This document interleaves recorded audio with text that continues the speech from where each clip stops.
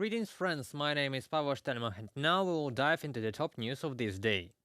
Today the Ukrainian, Russian and world mass media only write about the Ukrainian counterattack.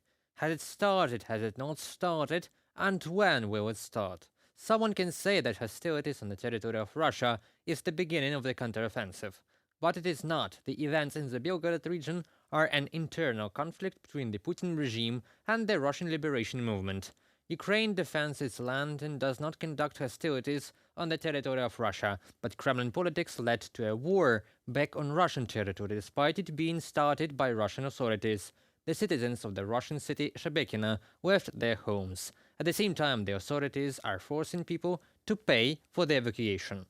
For the fact that they themselves cannot cope with their tasks of defending Russia, this leads to an increased feeling that the government is unfair, that it has led us into war and abandoned us, and that the government itself is profiting from our problems. There, the anti-government mood is certainly intensifying. Pre-revolutionary moods are already taking shape. Moreover, in this city we can see all the evidence of Russian invasion. Looting, shelling of civilian buildings, even not yet confirmed facts of raping. Russian war as it is. Aggression boomerangs on the aggressor. The beginning of internal Russian resistance became possible against the backdrop of the full-scale Russian-Ukrainian war. Putin's regime was not ready to suppress the armed resistance of Russians on its own territory, so the latter is actively growing.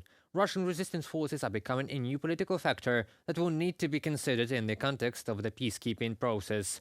Moreover, 4 Russian regions were attacked by unknown drones. In Smolensk region, damaged 2 gas stations, 1 in Belgorod region. But as we can see, Putin's regime is more likely to use air defense systems on the territory of another country, rather than protect its own citizens. The same can be said about the army. Putin doesn't care about his citizens and his country, which is already up to its neck in isolation and sanctions.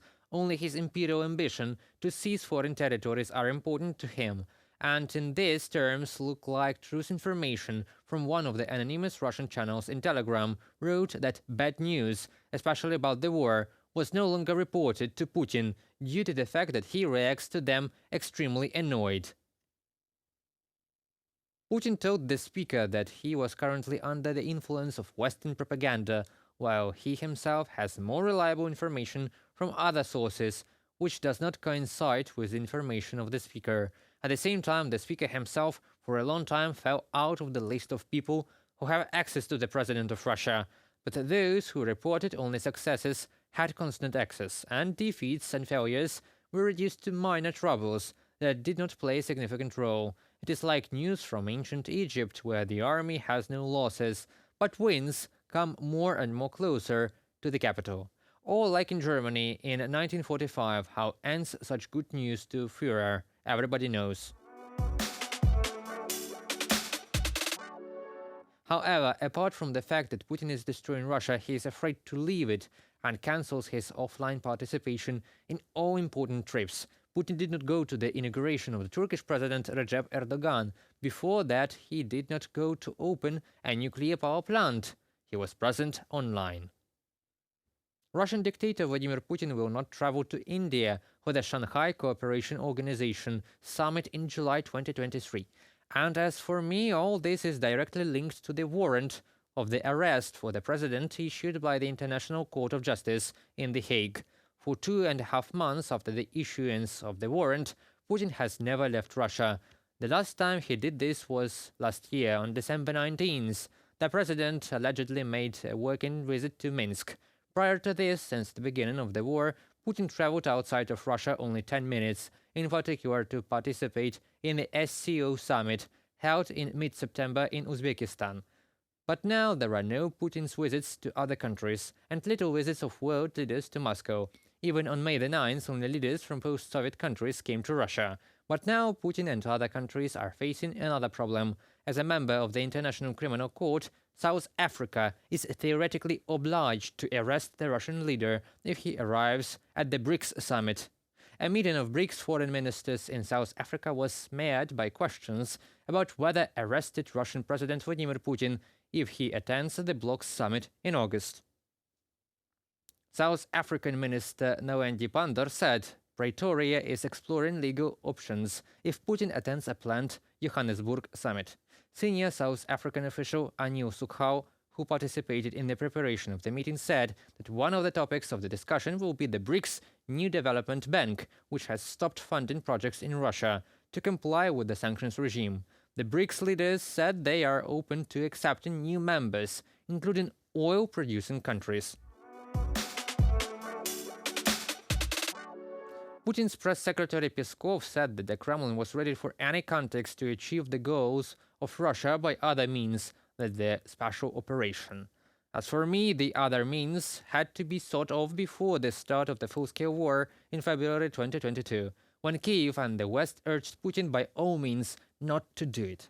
Or even earlier in 2014, when Putin violated state borders and annexed Ukrainian Crimea, covering Russia with stories about local residents, revolutionaries and unknown soldiers without chevrons.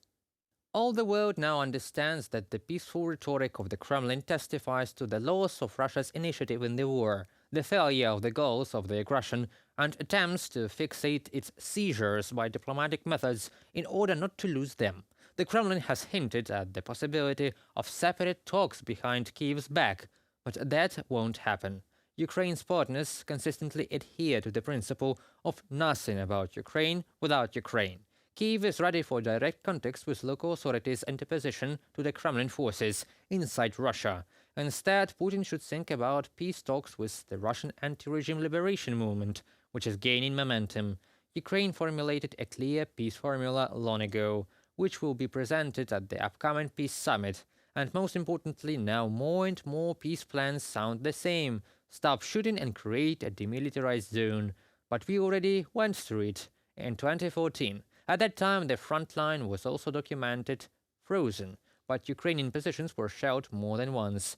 After signing peace agreements, the Russians captured Debaltseve in 2015, and in 2022 they started a full-scale war, despite the fact that there were agreements on peace. So what will prevent the Kremlin from violating the new agreements? There is only one correct answer: the victory of Ukraine. There are no disputed territories between Ukraine and the Russian Federation to hold referendums there. Having committed an act of aggression, the Russian Federation occupied Crimea, parts of the Donetsk, Luhansk, Zaporizhia and Kherson regions. The fact is recorded in official UN documents. In the occupied territories, the Russian army commits war crimes, crimes against humanity and genocide. Russia must withdraw from Ukrainian territories, and Ukraine must restore its territorial integrity within internationally recognized borders. There can't be alternative scenarios. Oleg Nikolenko, spokesperson of the Ministry of Foreign Affairs of Ukraine, on Facebook. And we need a new planetary security system. Only in this case there will be no war on our land. And this will bring positives to other countries as well. Restored aviation routes from Europe to Asia, food and fertilizers for Africa and the Near East, and the countries of America, I'm sure, will find their benefit in the Ukrainian victory, unlike the Russian one, because the Russian victory is the victory of dictators. This is the victory of the strong. And if, after Russia, other totalitarian regimes also want to seize neighboring territories, it will end in a world war. Therefore, it is necessary now to punish those who destroy the world order. That concludes our today's video. Thank you for watching. Stay updated and subscribe to our channel for more news from Ukraine. Your support matters. Goodbye.